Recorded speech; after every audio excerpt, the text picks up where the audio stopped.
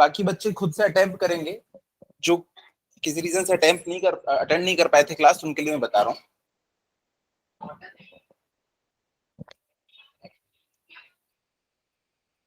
देखो जो लोग क्लास अटेंड नहीं कर पाए थे उनको मैं बता रहा हूँ, यहाँ पे इस क्वेश्चन में क्या करना है। देखो ये सीलिंग है और ये वॉल है।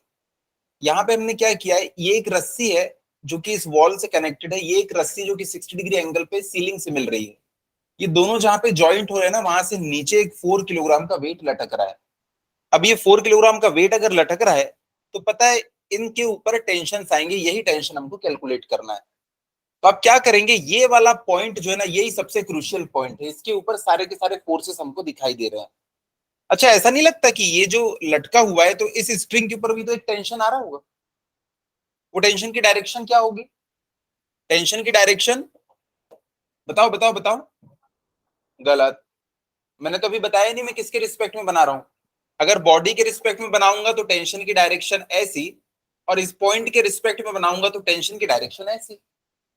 टेंशन ऐसी बनते हैं ना। इस पॉइंट के अबाउट अगर T1 बनाओगे तो T1 ऐसा, इस पॉइंट के अबाउट बनाओगे तो T1 ऐसा, इस पॉइंट के अबाउट T2 ऐसा, इस पॉइंट के अबाउट T2 ऐसा। टेंशन की डायरेक्शन हमेशा पॉइंट ऑफ एप्लीकेशन से हमेशा क्या होती है, अवे होती है। तो देखो इसको मैं पूरा रब कर देता हूं। अब इस पॉइंट के ऊपर जरा ध्यान से देखो। इस पॉइंट के ऊपर इस डायरेक्शन में आ रहा है एक टेंशन, वो है टेंशन T2। नीचे की तरफ जा रहा है वो है टेंशन T3। और एक जो है ना वो इस डायरेक्शन में T1। क्या हमें इंक्लाइन फोर्सेस को स्टडी करना आता है? कैसे स्टडी करते हैं उसको? रिजॉल्व करके उसके दो कंपोनेंट ले लेते हैं। तो हम क्या करेंगे, इसका एक हॉरिजॉन्टल कंपोनेंट आएगा और एक वर्टिकल कंपोनेंट आएगा। हॉरिजॉन्टल कंपोनेंट और वर्टिकल कंपोनेंट। आप देखो ये जो है आगे जाके सीलिंग के साथ ये एंगल 60 डिग्री है, तो ये वाला अल्टरनेट एंगल ये भी क्या हो जाएगा, 60 डिग्री। अल्टरनेट एंगल तो आता है। अगर ये एंगल 60 है तो ये भी 60। तो ये एंगल देखो 60 डिग्री है, तो इसको मैं क्या लिख दूं, T1 cos 60, और इसको मैं क्या लिख दूंगा, T1 sin 60। खत्म। अब इस फोर्स का काम खत्म, इसको हमने रिजॉल्व कर लिया। जा जा फोर्स यहां से।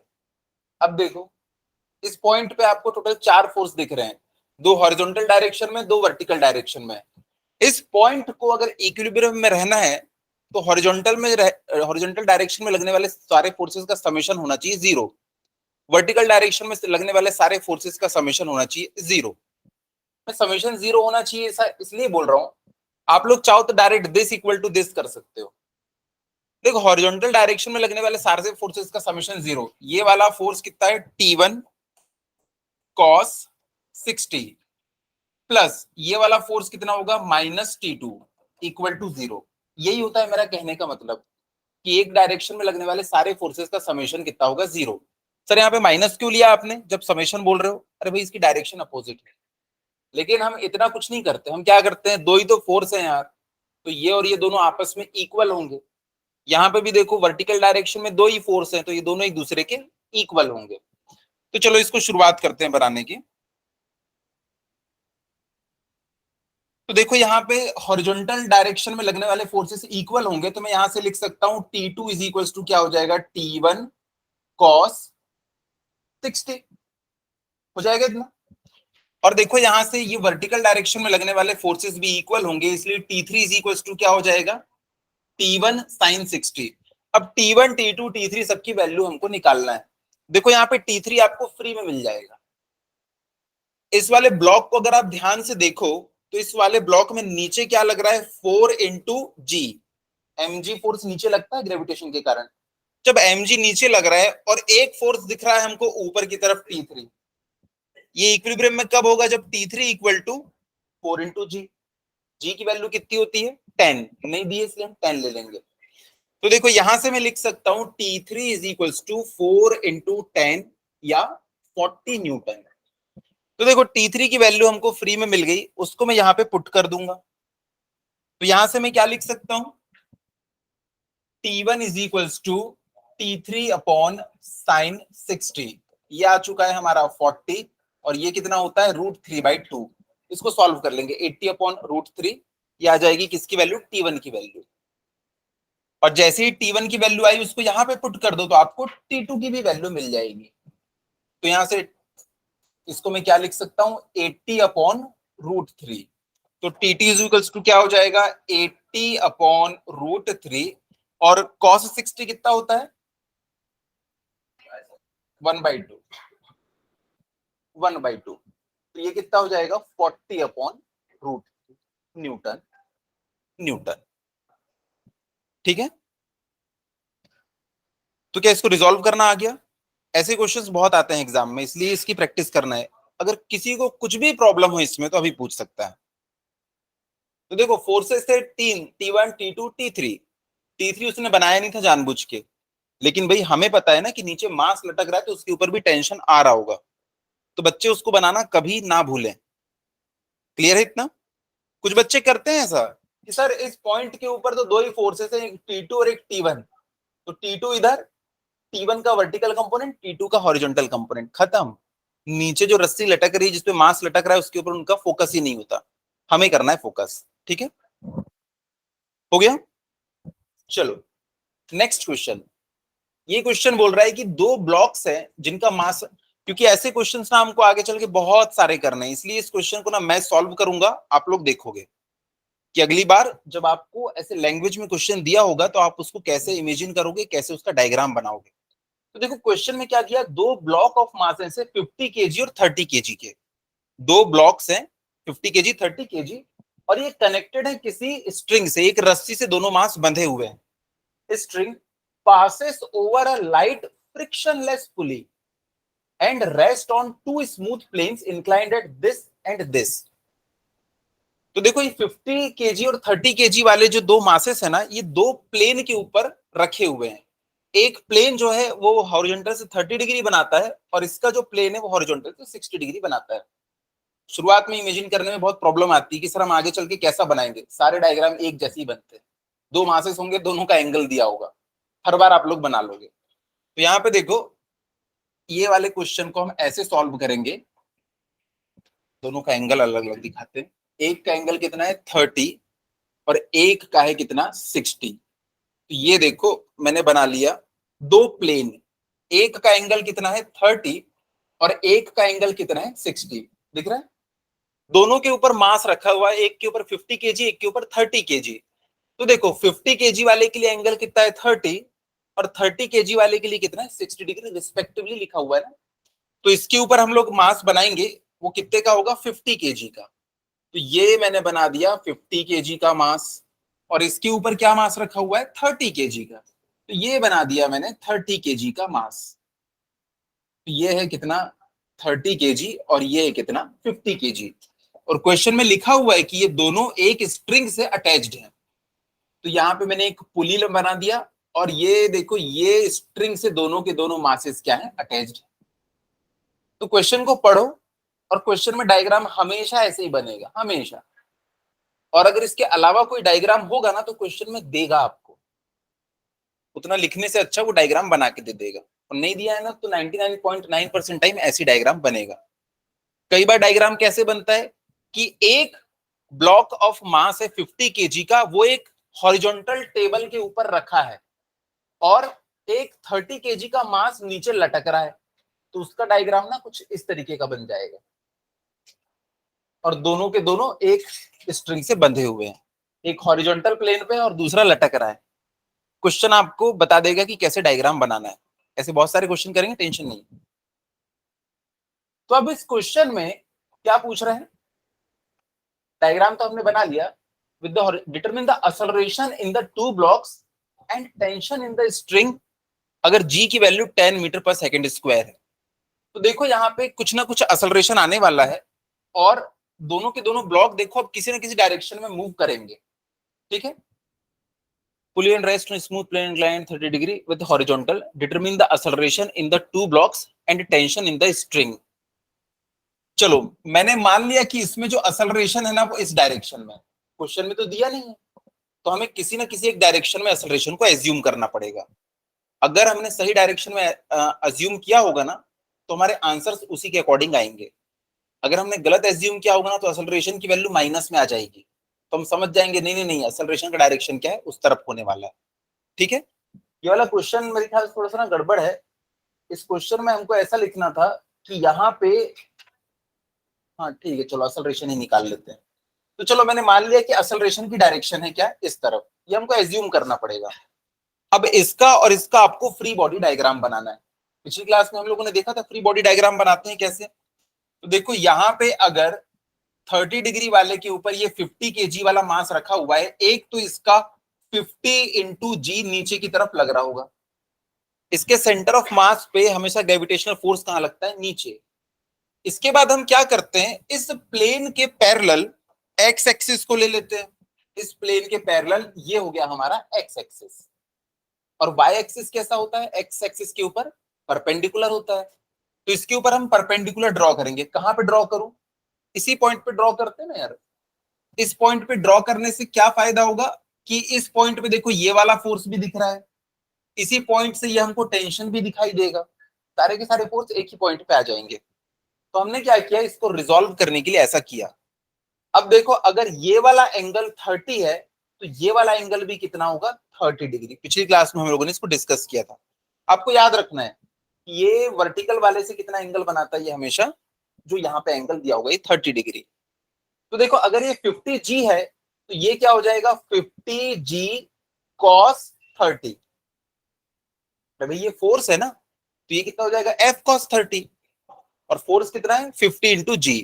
क्या 50 × G को मैं डायरेक्ट 500 न्यूटन लिख लूं, क्योंकि G की वैल्यू 10 होती है, मल्टीप्लाई करने पे क्या आएगा, 10 आएगा। तो मैं इसको डायरेक्ट ना 500 न्यूटन लिख लेता हूं। तो यहाँ पे आप लोगों को भी थोड़ा समझने में इजी हो जाएगा कि ये 500 cos 30।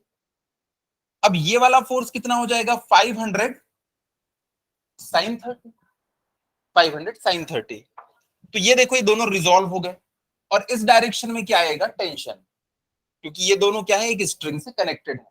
तो इसके ऊपर टेंशन की डायरेक्शन होगी ऐसी, और इसके ऊपर टेंशन की डायरेक्शन कैसी होगी, ऐसी। तो इसका हम लोगों ने फ्री बॉडी डायग्राम पूरा बना लिया है। क्या कोई बच्चा इसका फ्री बॉडी डायग्राम बना सकता है, एक बार खुद से कोशिश करो। ये हमारा ब्लॉक है, यहाँ पे ये 30 kg वाला रखा हुआ है, ये इसका सेंटर ऑफ मास है, ये एंगल है 30 डिग्री। तो देखो एक तो इसके ऊपर फोर्स नीचे की तरफ लग रहा होगा 30 × G। मैं डायरेक्ट इसको 300 न्यूटन लिख देता हूं, 30 × G लिखने से अच्छा। अब देखो इस पॉइंट के ऊपर हम एक एक्स एक्सिस बनाएंगे और एक वाई एक्सिस बनाएंगे। एक्स एक्सिस हम कैसे बनाते हैं, हमेशा सरफेस के पैरेलल।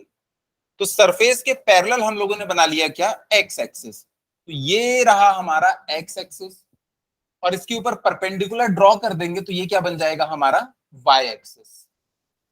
अब ये जो परपेंडिकुलर वाला एक्सिस होता है उसके और फोर्स के बीच में वही एंगल बनता है जो एंगल वहां दिया होता है। 60 डिग्री गिवन है ना, हाँ 60 गिवन है, तो ये वाला एंगल भी कितना हो जाएगा, 60 डिग्री। तो देखो वर्टिकल वाला जो एक्सिस होता है उसके साथ ये फोर्स हमेशा वही एंगल बनाता है जो एंगल वहां पे दिया होता है। क्यों उतना ही बनाता है ये हम लोगों ने पिछली क्लास में देखा था। मैं एक बार और बता देता हूं जिन लोग मिस कर दिए थे। यहाँ पे देखो अगर हमको नहीं पता कि ये एंगल कितना है तो हम क्या करेंगे, उसको निकालने की कोशिश करेंगे। इसको मैंने ऐसा आगे बढ़ा दिया, इस फोर्स को मैं नीचे लेके आ गया, तो देखो ये 90 डिग्री है।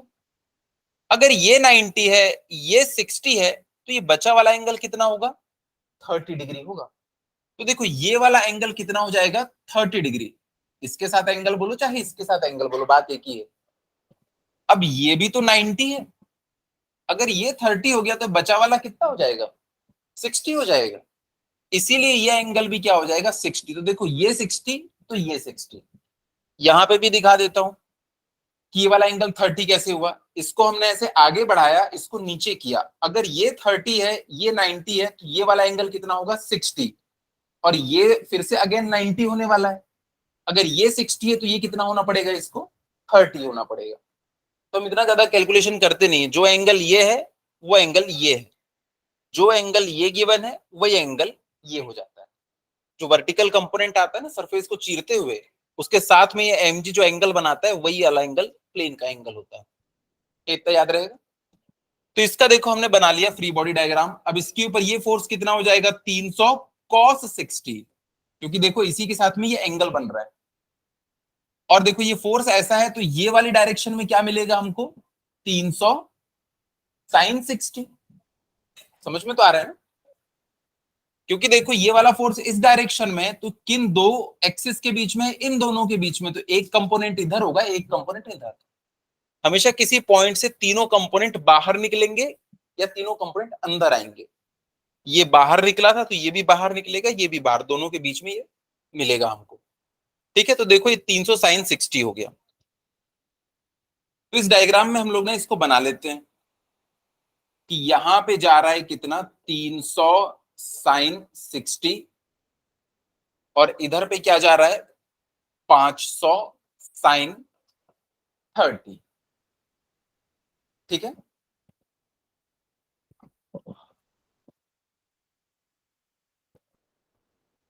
हाँ हाँ।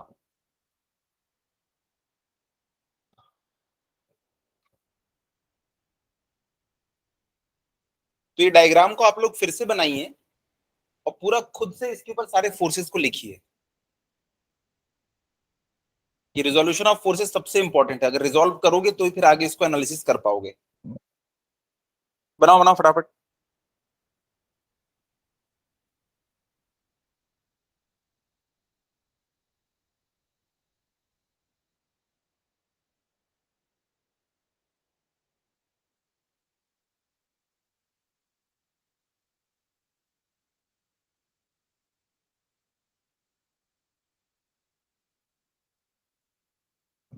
अब इसके बाद देखो हमको ना यहाँ पे दो इक्वेशंस मिलने वाली है। हमने क्या माना है, असलरेशन इस डायरेक्शन में है, तो ये वाले ब्लॉक को ध्यान से देखो, ये वाला फोर्स ज्यादा होगा कि टेंशन फोर्स ज्यादा होगा।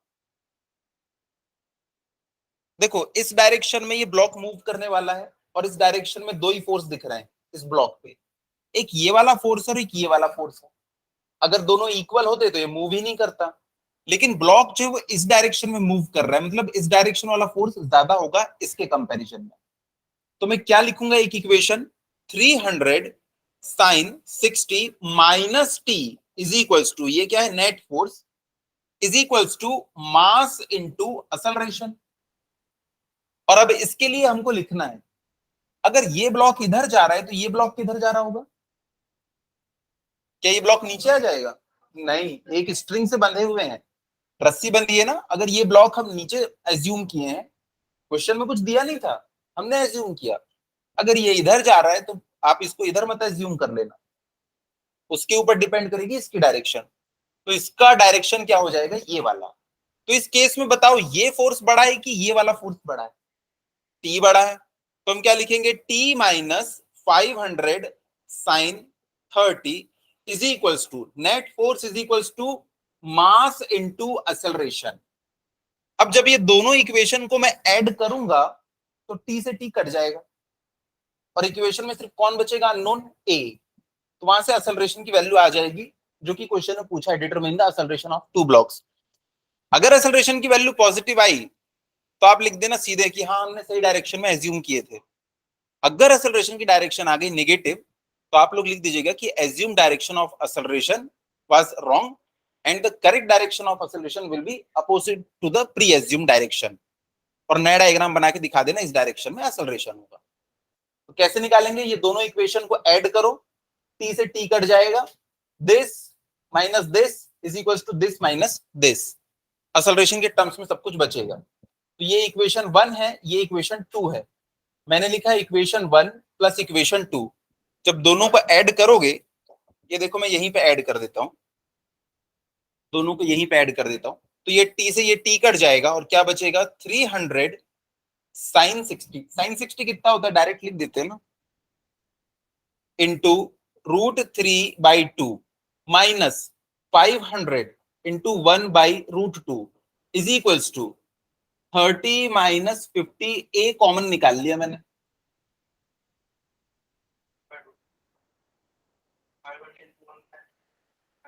अच्छा साइन 30 1/2, हाँ यार 1/2,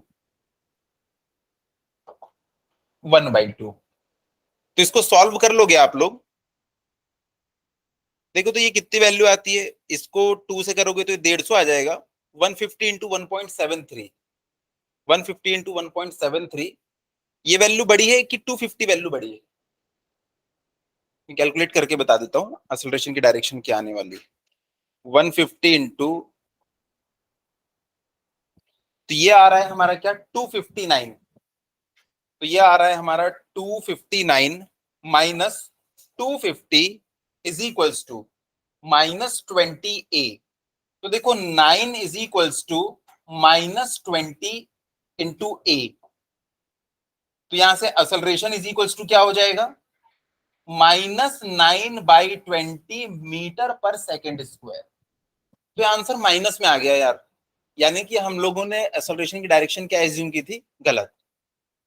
तो क्या हमारा आंसर गलत हो गया? नहीं। तो आप लोग लिख दीजिएगा, यहां तक कि पहुंच गए क्या? लिखिए, the assumed direction of acceleration, the assumed direction of acceleration found to be incorrect, found to be incorrect, full stop. The actual direction of acceleration is, the actual direction of acceleration is opposite to the, opposite to the pre-assumed direction, pre-assumed direction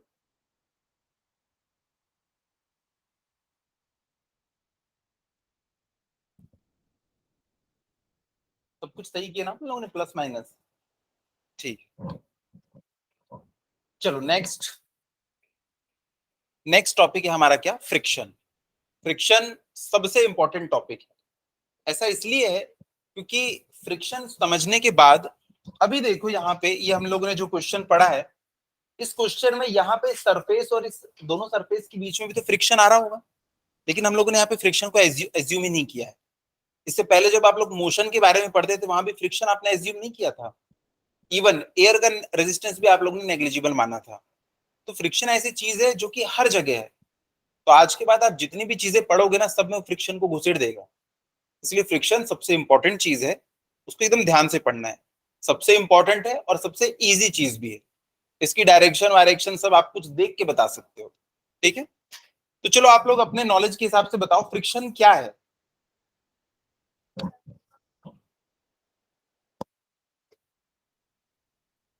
नहीं नहीं, उसका formula नहीं, friction क्या है आप day to day life में experience करते होगे, बताओ अपने वर्ड्स में ही बताओ।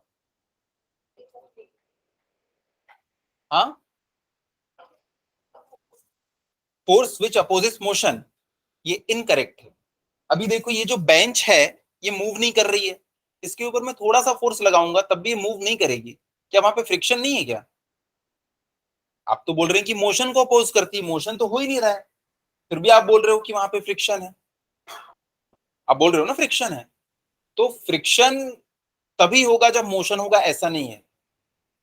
फ्रिक्शन दो जगहों पे होता है, या तो मोशन हो रहा हो या मोशन होने की कोशिश हो रही हो, यानी कि आप बेंच के ऊपर कुछ फोर्स लगा रहे हो।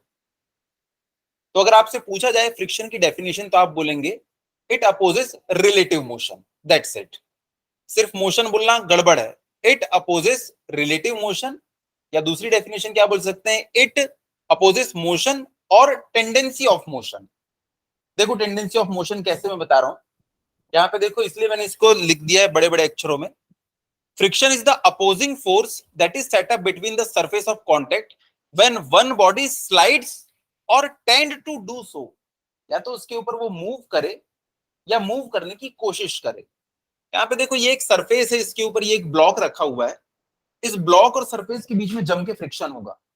फ्रिक्शन होने की वजह से क्या है, मैंने ऐसा एक्सपीरियंस किया कि जब इसके ऊपर 10 न्यूटन का फोर्स लगाओ ना, तभी ये सरक पाता है। तो हमने 9 न्यूटन तक के जब फोर्स लगाया, तब तो ये नहीं सरका। तब क्या फ्रिक्शन एक्ट नहीं कर रहा था? फ्रिक्शन एक्ट कर रहा था। क्यों? क्योंकि हमने कितना फोर्स लगा के रखा हुआ है, 9 न्यूटन। अगर हमने 9 न्यूटन लगा के रखा हुआ है, तो भले ये मूव नहीं कर रहा है, but it tend to do so, ऐसा करने की कोशिश तो कर रहा है ना। और जहां कोशिश आ गई वहां पे फ्रिक्शन हो जाएगा। जैसे कि आप घर जाके पढ़ने की कोशिश करते हो, तुरंत नींद आ जाती है, पढ़ते हुए भी नींद आती है और पढ़ने की कोशिश करने में भी नींद आ जाती है। तो ये होता है फ्रिक्शन। तो इसमें मार्क्स आपको तभी मिलेंगे जब आप ये वाली लाइन लिखेंगे, टेंड टू डू मोशन या टेंड टू डू सो, कुछ भी लिख सकते हो। तो फ्रिक्शन किसको अपोज करता है? रिलेटिव मोशन को। मोशन को भी अपोज करता है और टेंडेंसी ऑफ मोशन को भी अपोज करता है। तो मोशन और टेंडेंसी ऑफ मोशन, ये दोनों को अगर एक साथ नहीं बोलना है तो सीधे बोलना सर रिलेटिव मोशन को ही अपोज करता है, दैट्स इट। ठीक है, तो लिखिएगा friction. Friction is the opposing force that is set up between the surface of contact when one body slides, ऐसा स्लैश करके लिख लेना, मूव, स्लाइड के बाजू में स्लाइड्स, या ऐसा मूव, किसी भी तरीके से मूव करने की कोशिश कर रही हो, और tend to do so on the surface of another body. तो फ्रिक्शन जो है ये हमेशा एक अपोजिंग फोर्स है, हमेशा अपोज करेगा ये रिलेटिव मोशन का, हमेशा हमेशा। तो इसकी डायरेक्शन आपको पता चल गई, इस डायरेक्शन में अगर मोशन हो रहा है तो इस डायरेक्शन में, अपोजिट डायरेक्शन में क्या लगेगा? फ्रिक्शन। तो फ्रिक्शन की डायरेक्शन आपको हमेशा पता होगी। चलो इसकी डायरेक्शन के बारे में आप मुझे थोड़ी सी और चीजें क्लियर करेंगे।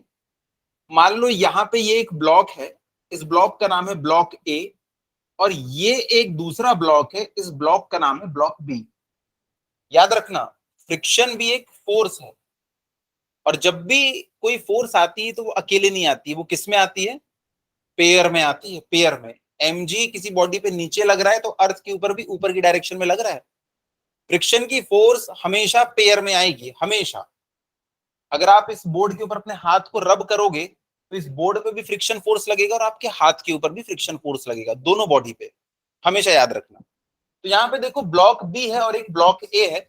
आपने ब्लॉक ए को ना रिजिडली यहाँ पे बांध के रखा हुआ है, ये मूव नहीं कर सकता। लेकिन ब्लॉक ए जो है ना, ये चाह रहा है कि वो ना इस डायरेक्शन में मूव करे। अगर ब्लॉक बी चाहता है कि वो इस डायरेक्शन में मूव करे तो उसके ऊपर फ्रिक्शन किस डायरेक्शन में लगेगा? अपोजिट डायरेक्शन में लगेगा। तो अगर मैं इसको थोड़ा सा दूर बना के दिखाऊं तो हमारा ब्लॉक बी है, इस डायरेक्शन में ये जाना चाहता है, लेकिन इसमें हमेशा अपोजिट डायरेक्शन में क्या लगेगा? फ्रिक्शन फोर्स लगेगा। क्या फ्रिक्शन फोर्स हमेशा अकेले आता है? नहीं। पता है जब आप उसको खींचोगे ना, सोचो अगर ये यहाँ पे रिजिडली ऐसे फर्म्ड नहीं होता तो ये अपने साथ ना ब्लॉक ए को भी लेके जाने की कोशिश करता। आप एक के ऊपर एक, दो, तीन, चार बुक्स रखना, नीचे वाली बुक को खींच के देखना, मतलब बीच वाली किसी बुक को, वो अपने नीचे वाली बुक को भी उस डायरेक्शन में खींचने की कोशिश करती है। तो ब्लॉक बी के ऊपर फ्रिक्शन की डायरेक्शन क्या होगी? इस तरफ। हमेशा देखना मूव कौन कर रहा है। मैंने क्या बोला? कौन मूव कर रहा है? Block B.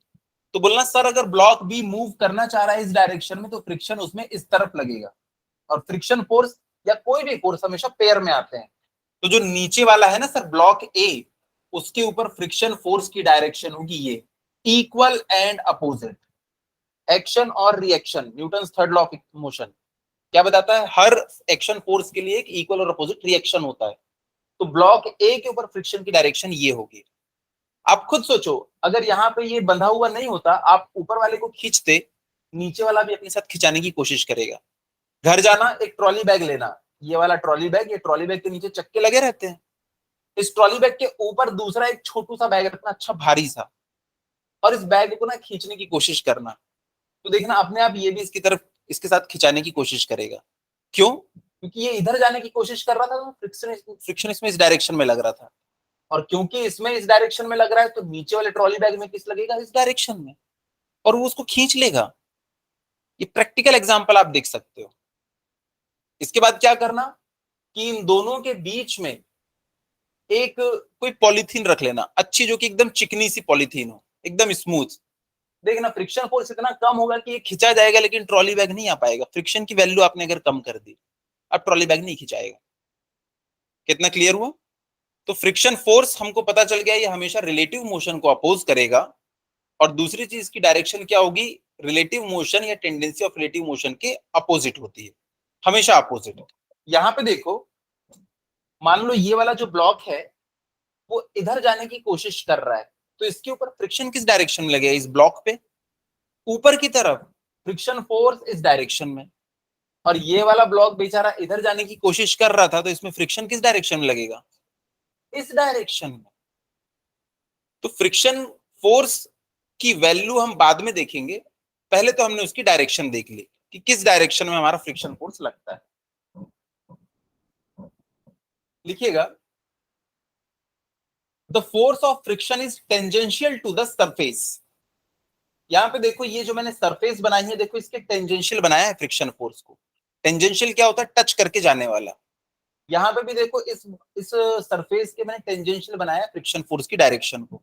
तो फ्रिक्शन फोर्स की डायरेक्शन क्या होती है? हमेशा टेंजेंशियल। आप देखना, जब आप गाड़ी है किसी की, कहीं पे फंस गई है और वो एक्सेलरेट कर रहे हैं, तो जो उसके चक्के से जो रेत वेत निकलती है, वो हमेशा व्हील्स के टेंजेंशियल डायरेक्शन में निकलती है।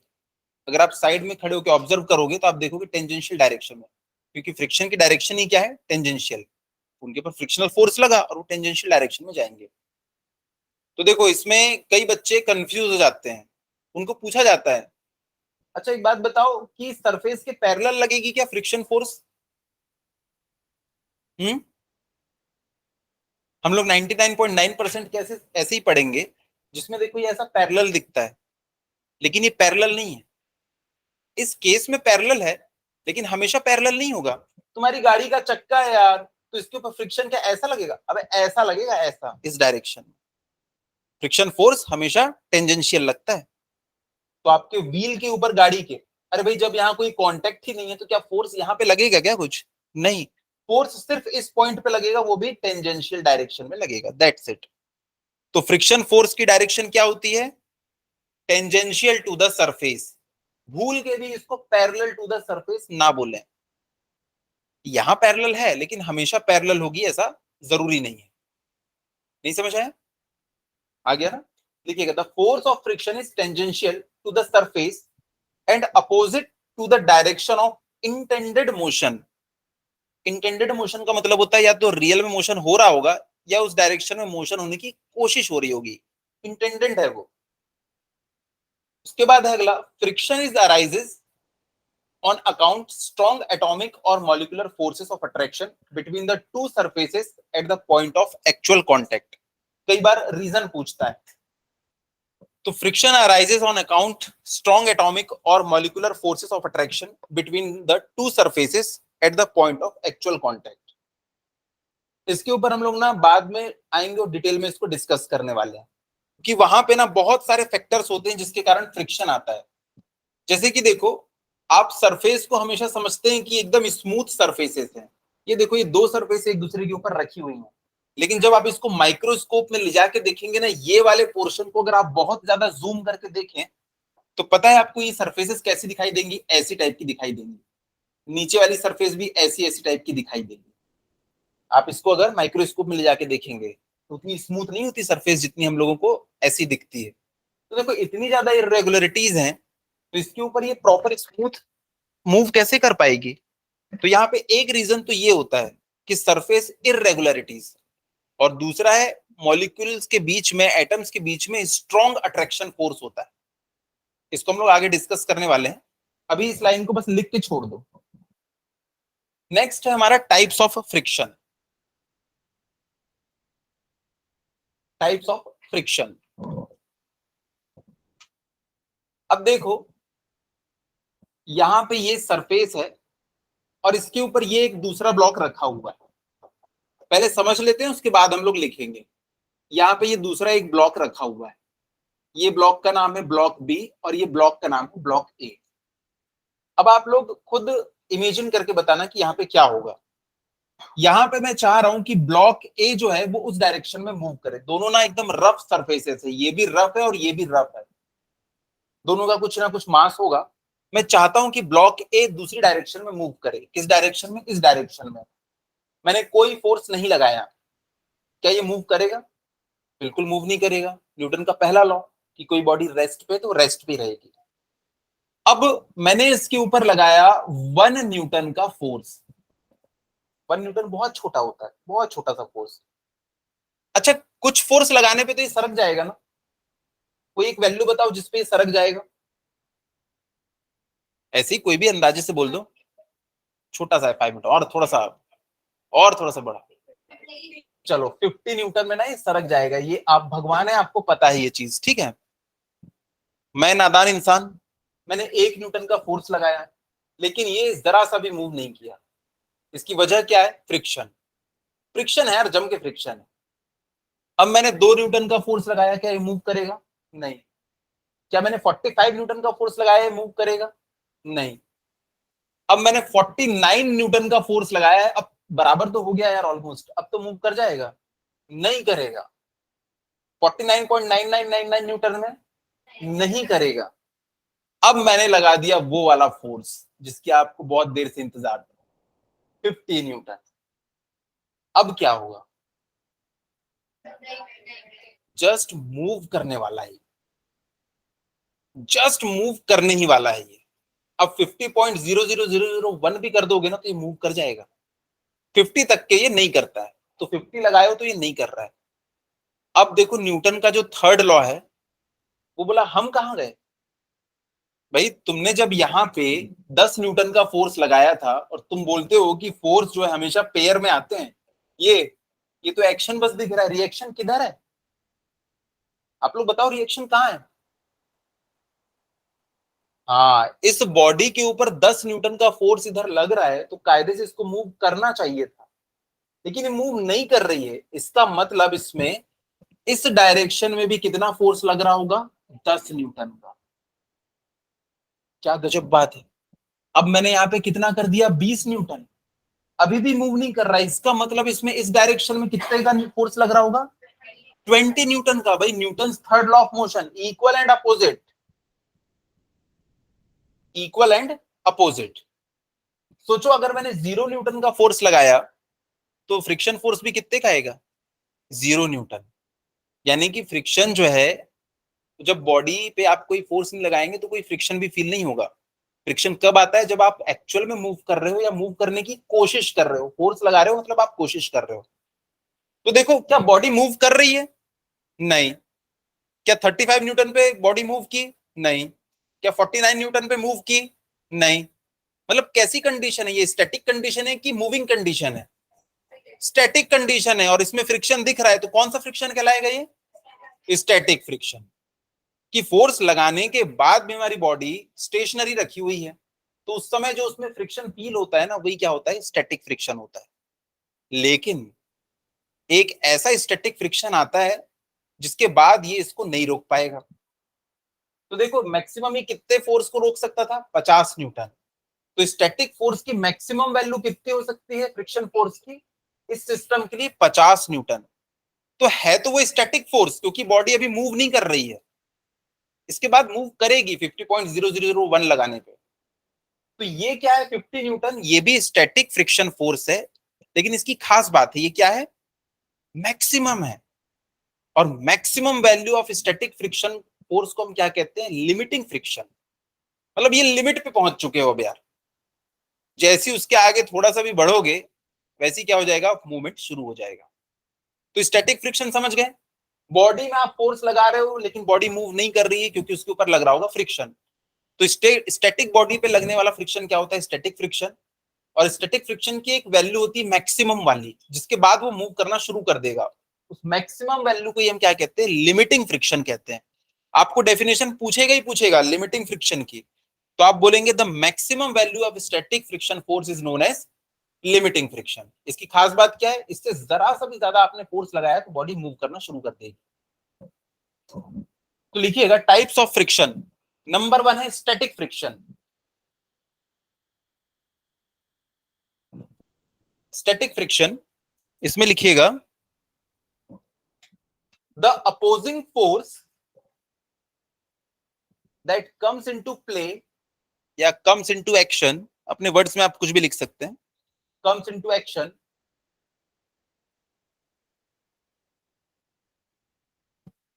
व्हेन वन बॉडी, ये बड़ा इंपॉर्टेंट वर्ड है, जो इस वर्ड को भूला उसको मार्क्स अवार्ड नहीं होंगे। When one body tend to move over the surface of another, अभी जाने की कोशिश कर रही है मूव करने की, मूव नहीं कर रही है। अगर मूव कर लेती तो ये स्टैटिक फ्रिक्शन ही नहीं कहलाता, है ना? इसलिए ये वर्ड आप लोग बड़े बड़े अक्षरों में लिखना, इसके नीचे अंडरलाइन कर लेना, यही वो वर्ड है जो आपको 1 मार्क दिलाएगा। Tend to move over the surface of another body but actual motion has yet not been started. तो यही फ्रिक्शन फोर्स क्या कहलाएगा, हमारा स्टैटिक फ्रिक्शन कहलाएगा। उसके बाद ये 3 पॉइंट है, आपको ये लिखने की जरूरत नहीं है एग्जाम में, पॉइंट्स टू रिमेंबर मैंने बोला इसको, तो आपको इनको याद रखना है। The force of static friction exactly balances the applied force during the stationery state of the body. देखो जब हमने 20 न्यूटन लगाया तो इसने भी 20 न्यूटन लगाया, हमने 49 न्यूटन लगाया तो इसने भी 49 न्यूटन लगाया, तभी तो ये इसको बैलेंस कर पाएगा। इसलिए ये पहला पॉइंट मैंने बताया है, the force of static friction exactly balances the applied force during the stationery state of the body. अगला क्या है, static friction is self adjusting force. जब आपने 20 किया तो वो अपने आप 20 हो गया, जब आपने 35 किया तो अपने आप 35 हुआ, आपने कुछ किया क्या अलग से, कुछ भी नहीं किया, तो ये सेल्फ एडजस्टिंग होता है static friction, self adjusting property होती है। उसके बाद नंबर 3 क्या है, if the body is at rest no pulling force is acting on it then the force of friction on it is 0। जब आपने 20 न्यूटन की जगह 0 न्यूटन लगाया है तो फ्रिक्शन फोर्स भी कितना हो जाएगा, 0, यानी कि कोई फ्रिक्शन फील ही नहीं होने वाला है। ठीक है, तो ये 3 पॉइंट्स को आप लोगों को याद रखना है। अब उसके बाद देखो लिमिटिंग फ्रिक्शन, स्टैटिक फ्रिक्शन की मैक्सिमम वैल्यू को हम क्या कहेंगे, लिमिटिंग फ्रिक्शन। अच्छा एक बात बताओ, लिमिटिंग फ्रिक्शन में मोशन हो रहा है क्या, नहीं, क्योंकि स्टैटिक फ्रिक्शन की मैक्सिमम वैल्यू है ये, स्टैटिक फ्रिक्शन नाम से ही पता चल रहा है बॉडी स्टैटिक है। तो लिमिटिंग फ्रिक्शन क्या है, स्टैटिक फ्रिक्शन की मैक्सिमम वैल्यू 50 न्यूटन के बाद बॉडी मूव करना शुरू कर देगी, तो 50 न्यूटन का फ्रिक्शन फोर्स क्या कहलाएगा, लिमिटिंग फ्रिक्शन। लिखिएगा नंबर 2 लिमिटिंग फ्रिक्शन। इसमें आपने कुछ डायग्राम वगैरह बनाए क्या, इसमें एक हाथ कुछ छोटा सा डायग्राम बना लो।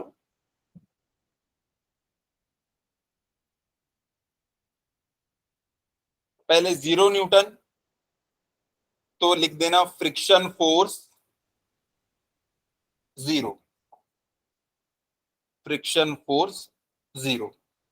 अगला डायग्राम आप ऐसा बना सकते हो, 5 न्यूटन तो फ्रिक्शन फोर्स भी कितना लगेगा, 5 न्यूटन। जब आपने लगाया 25 न्यूटन तो फ्रिक्शन फोर्स भी कितना लगेगा, 25 न्यूटन। ठीक है, 0 न्यूटन, 0 न्यूटन। जब आपने 0 न्यूटन फोर्स लगाया तो फ्रिक्शन फोर्स की वैल्यू 0 है।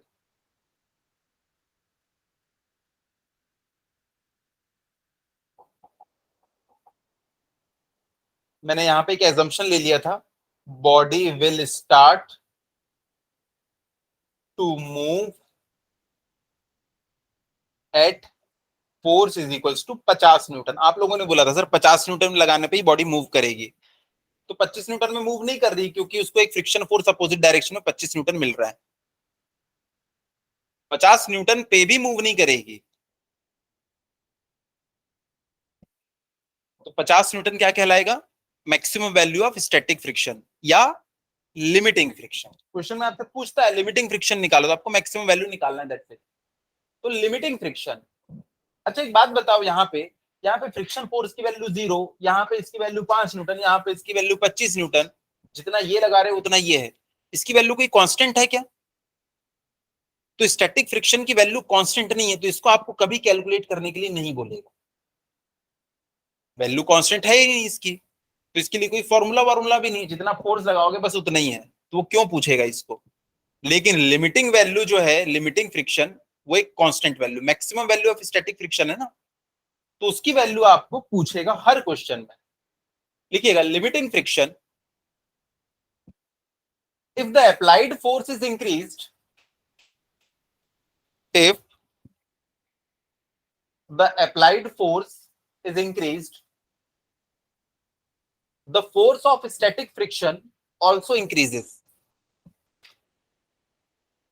if the applied force is increased the force of static friction, याद करो 20 से 25 35 न्यूटन हो गया तो फ्रिक्शन फोर्स, तो the force of static friction also increases, full stop।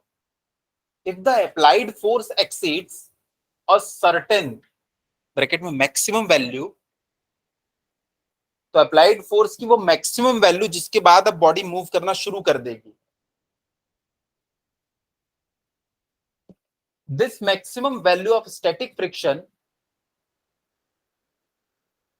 this maximum value of static friction up to which body does not move is called limiting friction, is called limiting friction. जो हमारी weighing machine है वो किसको major करती है? Reaction force को। तो वैसे ये जो फ्रिक्शन फोर्स है ना, ये भी किसके लिए सेंसिटिव है? रिएक्शन फोर्स के लिए। यहां पे देखो, ये हथेली है मेरी, इसको मैंने पेन को इसके ऊपर रखा, अगर मैं इसको मूव करने की कोशिश करूंगा तो कुछ ना कुछ फ्रिक्शन तो लगेगा ना इस पे। लेकिन ये एक सरफेस है, अगर इसके ऊपर ऐसा रख दूं तो मुझे मूव करने की जरूरत है क्या? ये तो खुद ब खुद मूव हो जाएगी, क्योंकि रिएक्शन फोर्स का पूरा खेल है।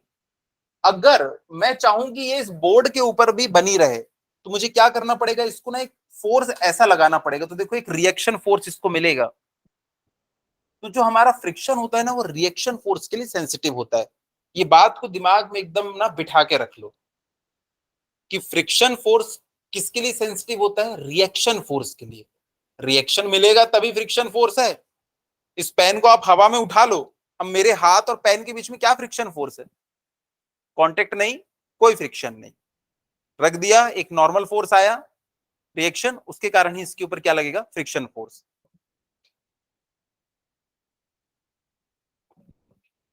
The magnitude of limiting friction between any two bodies in contact is directly proportional to the normal reaction between them. Actually ना एक एक्सपेरिमेंट किया गया, ये एक ना टब लिया गया, इसको एक सरफेस के ऊपर रखे, पहले ये खाली टब था, तो इसको खींचने में ना 20 न्यूटन फोर्स लगा और ये खींचा गया। अगली बार जब इस एक्सपेरिमेंट को किया गया तो सेम टब था, देखो सेम टब है अगर और सेम सरफेस के ऊपर है तो वहां पे कोफिशिएंट ऑफ फ्रिक्शन की वैल्यू तो सेम होगी ना, सेम टाइप का फ्रिक्शन है। लेकिन अब इसमें क्या किया गया? पानी भर दिया गया, पानी भरने के कारण इसका कुछ वजन बढ़ गया होगा, तो अब ऑब्जर्व किया गया यार इसको तो 30 न्यूटन लगाने पे ये खींचा रहा है। इसका मतलब इसके खुद के मास पे ना चीजें डिपेंड कर रही है। इसका जितना ज्यादा मास होगा ये उतना ज्यादा नीचे फोर्स लगाएगा, और उतना ज्यादा इसको क्या मिलेगा? रिएक्शन फोर्स मिलेगा, उतना ज्यादा रिएक्शन फोर्स। तो देखा गया कि जो फ्रिक्शन फोर्स है ना, वो किस पे डिपेंड कर रहा है? रिएक्शन फोर्स पे डिपेंड कर रहा है। सिर्फ और सिर्फ यही एक चीज थी। तो यहां से इसने डायरेक्ट कंक्लूजन लिख दिया कि लिमिटिंग फ्रिक्शन की वैल्यू किस पे डिपेंड करती है? नॉर्मल रिएक्शन के ऊपर। अब ये प्रोपोर्शनलिटी साइन को हटाने के लिए उसने क्या किया? यहाँ पे एक कोफिशिएंट मतलब एक कांस्टेंट को इंट्रोड्यूस कर दिया। ये कांस्टेंट की वैल्यू कैसे निकालते हैं? मैंने आप लोगों को बताया हूं पिछली क्लासेस में, याद है? नंबर ऑफ रोटी, मम्मी कितनी रोटी बनाती है, it is proportional to number of human in our home. Proportional है कि नहीं? घर में ज्यादा ह्यूमंस होंगे तो ज्यादा रोटी बनानी पड़ेगी। अब यहाँ पे मैं बोलूंगा आपको कि R इज इक्वल टू कोई एक कांस्टेंट बता दो यार, ताकि यहाँ पे मैं वैल्यू निकाल सकूं। तो आप क्या करोगे? मेरे घर जाओगे, एक्सपेरिमेंट करोगे। जब मेरे घर में 8 लोग थे तब मेरे घर में रोटी कितनी बनती थी? 32। जब मेरे घर में लोग थे 4 तब रोटी बनती थी 16। यानी कि इनके बीच में कुछ रिलेशन है। नंबर ऑफ ह्यूमन 8 होते हैं तो रोटी कितनी बनती है? 32। तो यहाँ पे देखो नंबर ऑफ ह्यूमन 8, रोटी बनती है 32। नंबर ऑफ ह्यूमन 8, ये 32, मतलब के की वैल्यू कितनी होगी? 4।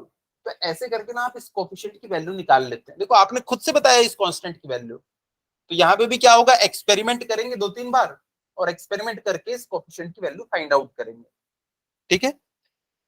तो यहाँ पे इन दोनों के बीच में रिलेशन होता है, limiting friction is directly proportional to normal reaction.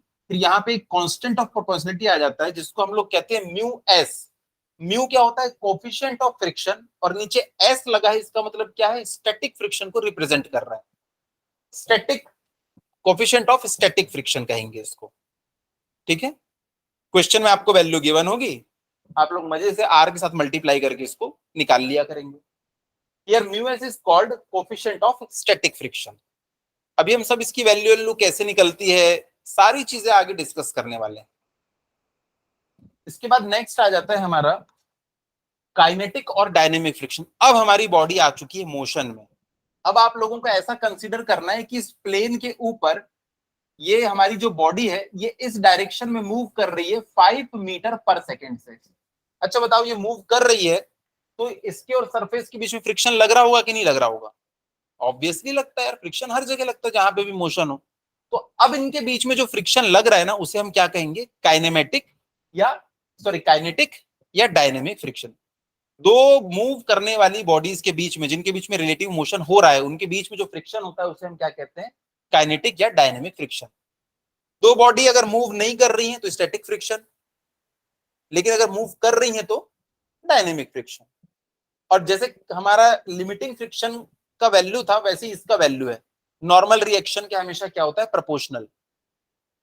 तो कोफिशिएंट, ये जो हमारा ये वाला फोर्स होता है, friction force in dynamics, it is also proportional to normal reaction. यहाँ पे भी प्रोपोर्शनलिटी कांस्टेंट आ जाएगा, म्यू के। यहाँ पे के क्या रिप्रेजेंट कर रहा है? काइनेटिक फ्रिक्शन, क्योंकि यहाँ पे मोशन हो रहा है यार। मैं बोल रहा हूँ मोशन हो रहा है, तो इनके बीच फ्रिक्शन फोर्स कितना लगेगा वो निकालो। एक ही फॉर्मूला है, कितना बड़ा फॉर्मूला है देख सकते हो आप लोग, म्यू के इंटू नॉर्मल रिएक्शन। अभी हम लोग निकालेंगे इसको, अभी कुछ क्वेश्चंस करते हैं इसके ऊपर। If the body is in motion, then the friction opposing its motion is called kinetic or dynamic friction. Kinetic friction also depends upon the normal reaction. Fk is proportional to R. यहाँ पे मैंने L लिख दिया, उसको K कर लेना। क्या होता है, पिछली साइड से कॉपी पेस्ट किया ना मैंने, उसके बाद सब चेंज करता हूँ, तो वो ऊपर वाला तो चेंज हो गया, नीचे वाला FL चेंज नहीं हुआ। इसको चेंज कर दिया मैंने, इसको चेंज नहीं कर पाया था। तो इसको आप लोग ध्यान से क्या लिखेंगे? Fk, force due to kinematic friction. Fk is equal to mu K into R. कोई और है क्या जो FL लिख दिया था? चलो सब होशियार बच्चे। अब यहाँ पे ना कुछ इंपॉर्टेंट चीजें हैं, आप लोगों को भले यकीन हो ना हो, लेकिन आपको यकीन करना पड़ेगा। अच्छा एक बात बताओ, एक कार खड़ी है, उसको दो लोग धकेलने की कोशिश कर रहे हैं। तो जब बॉडी, कार खड़ी है, पहले एक बंदा गया उसको धकेलने की कोशिश किया, उससे कार नहीं ढकलाई। उसने दूसरे दोस्त को बुलाया, दोनों धकेल रहे हैं, अभी भी मूव नहीं कर पाई कार। फिर तीसरा बंदा आया, तीन लोगों ने धकेला तो कार मूव करना शुरू कर दी। जब कार मूव नहीं कर रही थी, तब व्हील्स और रोड के बीच में कौन सा फ्रिक्शन था? स्टैटिक फ्रिक्शन था। फ्रिक्शन था इसलिए मूव नहीं कर रही थी, फ्रिक्शन नहीं होता तो मूव कर जाती। अब कार मूव करने लगी, क्या फ्रिक्शन खत्म हो गया? नहीं। अब दूसरा फ्रिक्शन पिक्चर में आ गया, कौन सा? काइनेटिक फ्रिक्शन है, डायनेमिक फ्रिक्शन। तो आप लोगों को ये सोच के बताना है कि स्टैटिक फ्रिक्शन की वैल्यू ज्यादा होती होगी या डायनेमिक फ्रिक्शन की वैल्यू। आपको पता है जब चीजें चलना शुरू कर देती है ना, तब उन फ्रिक्शन की वैल्यू कम हो जाती है। अब जब कार चलना शुरू कर दी है ना, एक बंदा हट जाएगा तो भी दो लोग उसको बड़े आराम से धकेल लेंगे, बहुत इजीली। ये चीज हमको याद रखना है, ये प्रैक्टिकल ऑब्जर्वेशंस हैं। इसीलिए मैंने अगली स्लाइड में क्या लिखा है? Kinetic friction does not depend upon the velocity. हाँ, ये भी एक पॉइंट है। उसके बाद यहाँ पे देखो, ये जो लिमिटिंग फ्रिक्शन है, यानी कि maximum value of static friction friction, ये तो हमारे काइनेमेटिक फ्रिक्शन से भी ज्यादा है। तो जब गाड़ी खड़ी है ना, तब उसके ऊपर ज्यादा फ्रिक्शन लगेगा, मैक्सिमम फ्रिक्शन की वैल्यू। और जब मूव करना शुरू कर देगी तो फ्रिक्शन की वैल्यू कम हो जाती है, अब दो लोग बड़े आराम से उसको धकेल लेंगे। समझ में आया? तो ये चीज हमको याद रखना है कि लिमिटिंग फ्रिक्शन की वैल्यू सबसे ज्यादा होती है। आप खुद देखो कि अगर यहाँ पे ये एक रैंप बना हुआ है, इसके ऊपर ना ये एक बॉडी है, मैं चाह रहा हूं कि नहीं सरक जाए। जैसे कि फिसलन पट्टी में होता था ना, पहले हम लोग चढ़ते थे सबसे ऊपर, बैठे, लेकिन फ्रिक्शन इतना है कि मूव ही नहीं कर पा रहे हैं, लेकिन थोड़ा सा धक्का देते थे खुद को, और एक बार मूवमेंट शुरू हुई तो फिर सीधा नीचे आके ही मानते थे आप लोग, क्योंकि स्टैटिक फ्रिक्शन ना ज्यादा होता है। लेकिन एक बार जहां मोशन चालू हुआ तो फिर फ्रिक्शन की वैल्यू क्या हो जाती है? कम हो जाती है। तो फिसलन पट्टी वाला एग्जाम्पल आप लोग याद रखेंगे, ठीक है? लिखिएगा, kinetic friction does not depend upon the velocity. ये 5 मीटर पर सेकेंड की स्पीड से चल रही थी, इसमें फ्रिक्शन की फोर्स अगर लग रही है मान लो 3 न्यूटन, अगर ये 25 मीटर से चलेगी तो भी इसके ऊपर फ्रिक्शन की फोर्स लगेगी 3 न्यूटन। कांस्टेंट होती है। सिर्फ किस पे डिपेंड कर रही है? रिएक्शन के ऊपर। बॉडी का मास वास चेंज हुआ क्या? नहीं हुआ ना, तो ये तो अभी भी उतना ही रिएक्शन दे रही होगी। तो ये कॉन्सेप्ट है, वेलोसिटी चेंज भले हो जाए लेकिन फ्रिक्शन की वैल्यू वही रहेगी। सर क्यों रहेगी? क्योंकि फ्रिक्शन फोर्स किस पे डिपेंड कर रहा है? रिएक्शन पे।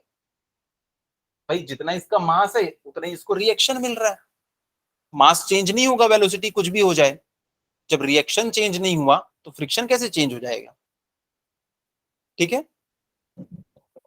तो ये आप लोगों ने छाप लिया। Kinetic friction does not depend upon the velocity of body. अगला क्या है, the value of mu S and mu K for two bodies in contact is independent of apparent contact area and depends on the nature of. ये दोनों क्या है, material के ऊपर depend करते हैं। जैसे कि देखो ये बहुत स्मूथ प्लेन है, इसके ऊपर बड़े आराम से मूव करेगा। अगर एकदम रफ प्लेन होगा तो यही पेन इसके ऊपर बहुत मुश्किल से मूव करेगा। तो फ्रिक्शन फोर्स की वैल्यू किस पे डिपेंड करती है, नेचर ऑफ सरफेस के ऊपर। उसके बाद अगला पॉइंट क्या है, kinetic friction is always less than limiting friction. फिसलन पट्टी वाला एग्जांपल याद रखना, मूव करना शुरू, फ्रिक्शन की वैल्यू कम। अब जो स्टैटिक फ्रिक्शन होता है ना, ये म्यू एस, इसकी वैल्यू होती है 0 से लेके 1 के बीच में। ये हम लोग एक्सपेरिमेंटली अभी सॉरी मैथमेटिकली इसको प्रूव करने वाले हैं, प्रूव करेंगे। म्यू एस की वैल्यू 0 नहीं हो सकती, ये कोफिशिएंट ऑफ फ्रिक्शन है। ये फ्रिक्शन नहीं है, कोफिशिएंट ऑफ फ्रिक्शन है। ये बताता है कि कोई बॉडी कितनी स्मूथ है।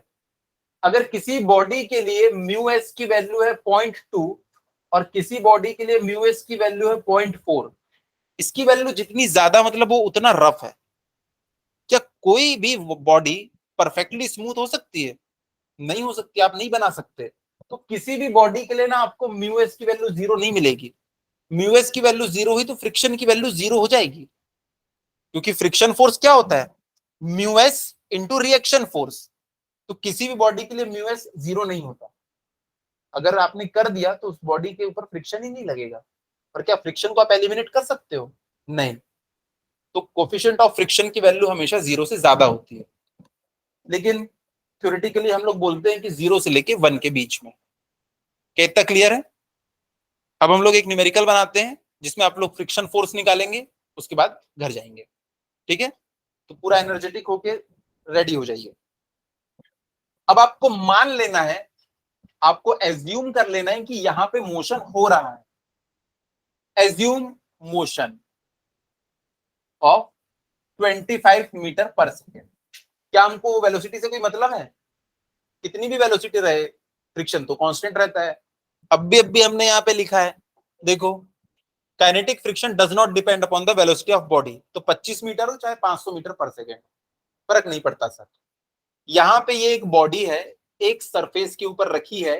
इस बॉडी का जो वजन है मान लो कितना है, 15 किलोग्राम। इस बॉडी को मैं इस डायरेक्शन में खींच रहा हूं, कितने न्यूटन से, 500 न्यूटन फोर्स से खींच रहा हूं। इसलिए बॉडी मूव कर रही है उस डायरेक्शन में 25 मीटर पर सेकंड से। ऐसी मन से मैंने डेटा लिख दिया है। तो बताओ इस बॉडी के ऊपर कोई फ्रिक्शन फोर्स लग रहा होगा कि नहीं लग रहा होगा? ऑब्वियसली लग रहा होगा। क्या इस सरफेस के ऊपर फ्रिक्शन फोर्स लग रहा होगा?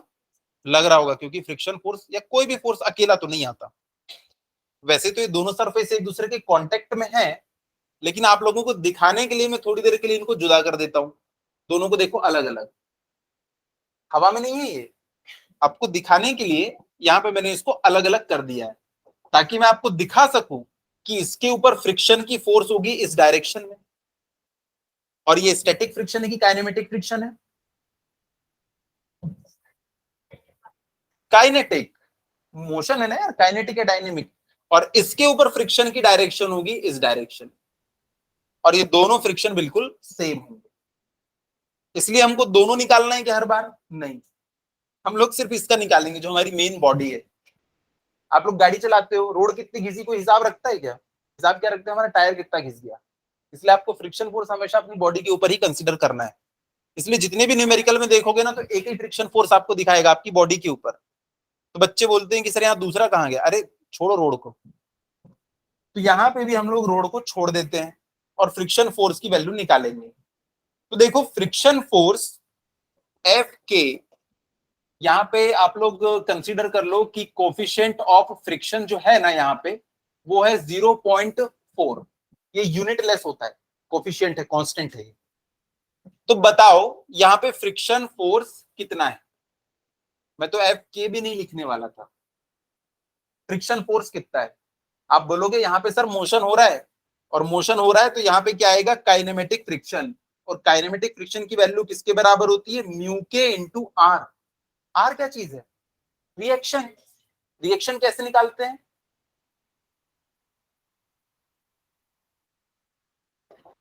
भाई इस बॉडी का कुछ ना कुछ मास है, तो इसके ऊपर एक फोर्स क्या लगेगा, एम जी। देखो नीचे लग रहा है 15 इंटू जी, तो क्या सरफेस ये फोर्स लगने देगी ऐसी, ये भी क्या ऑफर करेगी, एक रिएक्शन फोर्स। तो वो रिएक्शन फोर्स इस बॉडी पे लगेगा, यहां बनाऊंगा तो कचरा हो जाता है, इसलिए मैं क्या करता हूं, ऊपर बना देता हूं ऐसा रिएक्शन फोर्स, ताकि अलग अलग दिखे।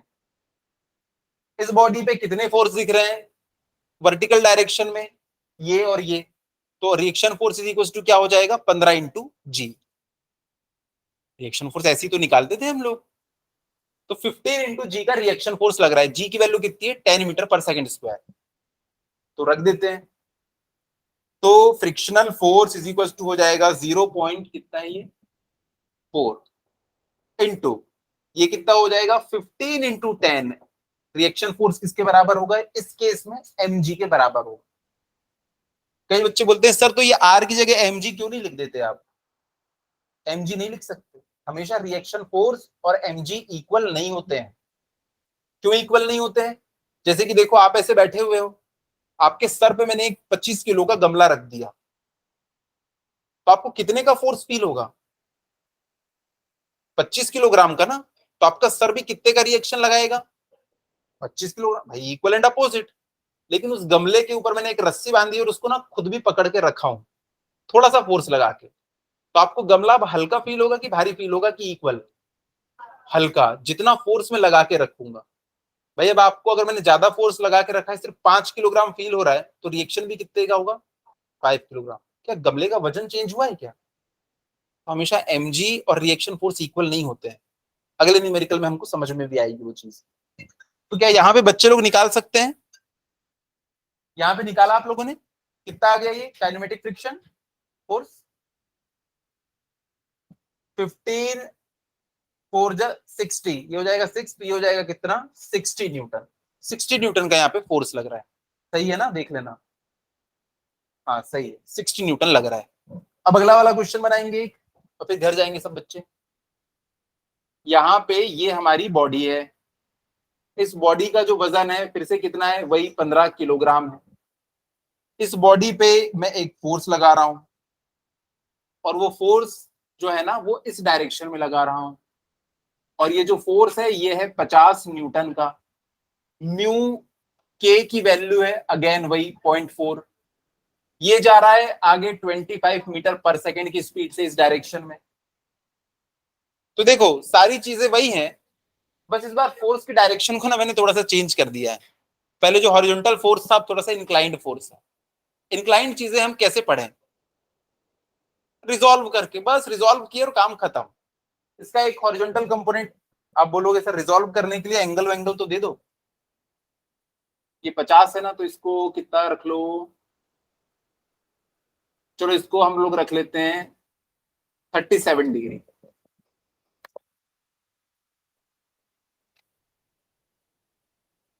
तो चलो इस क्वेश्चन को तो मैं ही कर देता हूं, फिर आप लोग घर जाओ, है ना।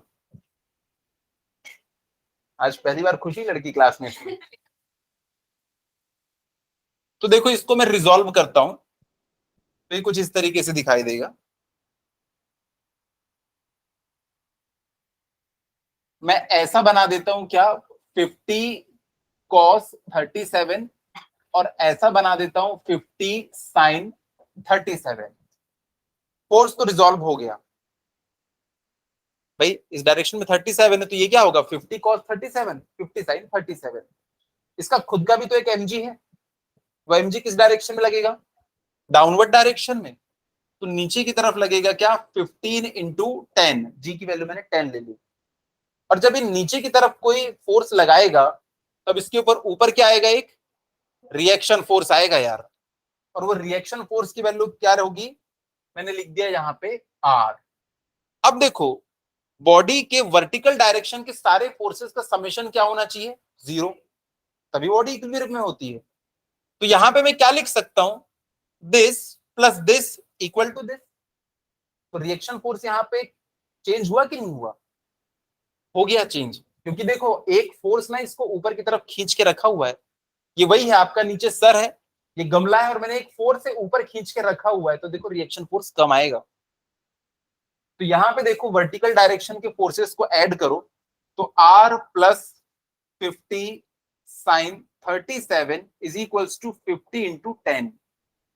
तो R प्लस 50 इंटू साइन 37, अगर ये 37 डिग्री है तो ये होगा 3, ये होगा 4, ये होगा 5। 30 साइन 37 परपेंडिकुलर अपॉन हाइपोटेन्यूज 3/5, तो मैं इसको लिख लेता हूं 3/5 इज इक्वल्स टू 150। तो यहां से R इज इक्वल्स टू क्या हो जाएगा, 5 से 10 टाइम्स 30, ये कितना हो जाएगा 120 न्यूटन। अभी रिएक्शन फोर्स पिछली बार 150 था, इस बार 120 न्यूटन है। सर 120 न्यूटन क्यों है, क्योंकि फोर्स का एक कंपोनेंट ना इसको ऊपर भी उठा के रखा हुआ है, इसलिए ना वजन कम फील हो रहा है। जब नीचे वजन कम फील हो रहा है इस सरफेस को, तो रिएक्शन भी कम का लगेगा। मानते हो ना इस बात को? तो यहाँ पे रिएक्शन फोर्स आ गया 120 न्यूटन का। तो अब आपको निकालना है काइनेमेटिक फ्रिक्शन फोर्स की वैल्यू, तो लिख दो 0.4 इंटू 120, कितना आ जाएगा 48 न्यूटन। अरे वाह, तो फ्रिक्शनल फोर्स यहाँ पे काइनेमेटिक फ्रिक्शनल फोर्स कितना आ गया 48 न्यूटन।